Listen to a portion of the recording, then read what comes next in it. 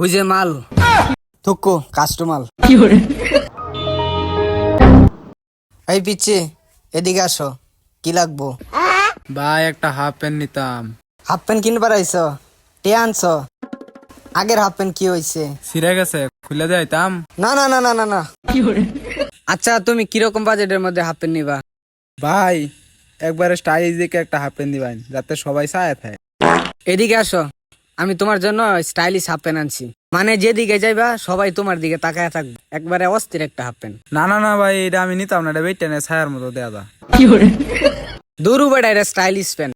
তুমি ভিতরে এসে পড়ো, পড়লেই পারফেক্ট হয়ে যাইব। আচ্ছা ভাই ঠিক আছে। এই নাও, ভিতর থেকে এটা পরে আসো গা, যাও।